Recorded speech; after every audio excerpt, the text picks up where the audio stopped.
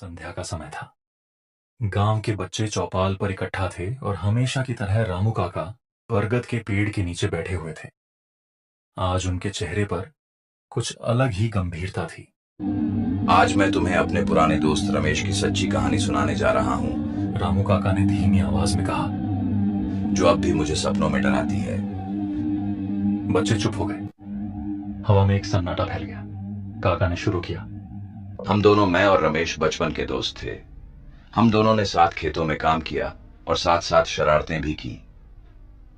एक दिन रमेश को गांव के बाहर एक पुरानी हवेली में काम करने का मौका मिला। लोग कहते थे कि वो हवेली भूतिया है, पर रमेश को पैसे की जरूरत थी, इसीलिए वह तैयार हो गया।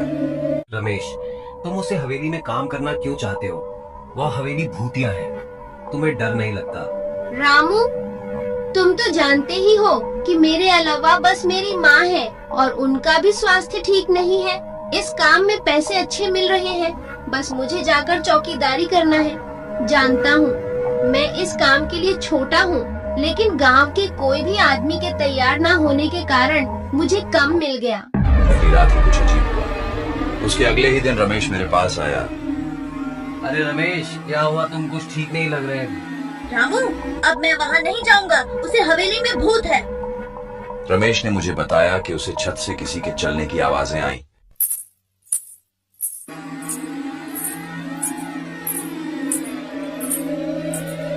और उसे किसी और की परछाई दिखी। मैंने समझाया कि हो सकता है हवा का असर हो, लेकिन अगली रात गायब हो गया और यह बात पूरे गांव में फैल गई। तीसरे दिन बाद जब वो लौटा तो चुपचाप था, चेहरा पीला, आंखें डर से भरी। बस एक बात कहता रहा था, वो लड़की, वो आई थी, कह रही थी मैं अब उसका हूँ, वह मुझे ले जाएगी।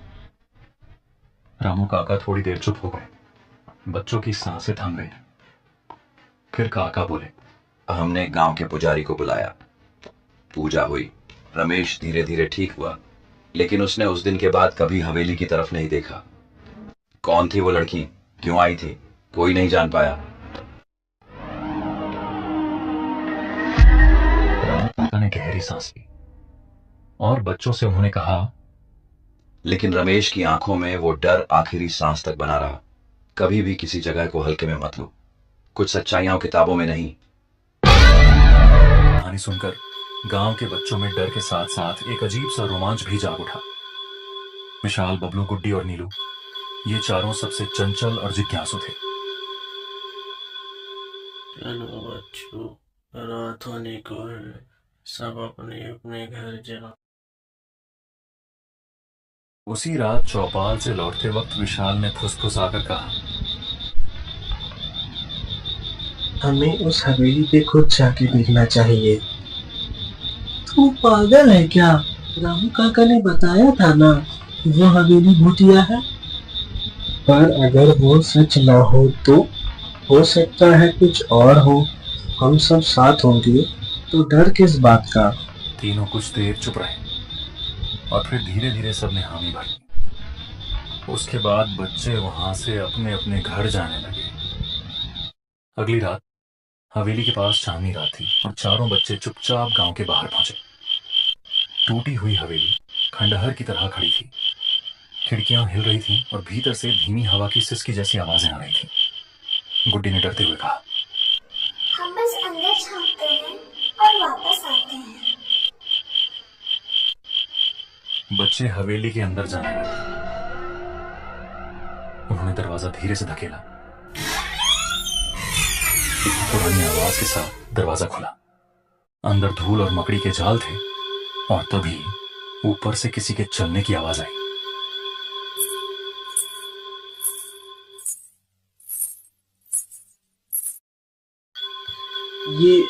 ये क्या था? बबलू कांपते हुए बोला। बच्चों की सांसें थम गईं। विशाल ने हिम्मत करके कहा, ऊपर से किसी की चलने की आवाज आई, चलो चल के देखते हैं। वे सीढ़ियों की ओर बढ़े ही थे कि एक लड़की की परछाई झलक गई। लाल साड़ी, खुले बाल और आंखें जैसे सीधा नीलू को घूर रही हो। गुड्डी चिल्लाई।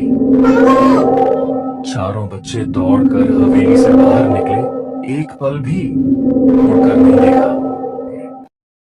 अगली सुबह बच्चे डरे हुए थे, लेकिन अब सच को जानना चाहते थे। वे रामू काका के पास पहुंचे और सारी बात बताई।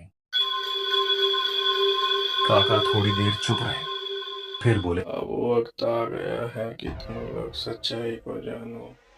सच क्या है काका? रामू काका उठे। उनकी आंखों में एक अलग ही चमक थी। कल रात जो तुमने देखा, वो लड़की अब इस दुनिया में नहीं है, लेकिन उसका दुख इस हवेली में बंद है और शायद अब वो तुम लोगों के जरिए अपनी कहानी पूरी करवाना चाहती हो।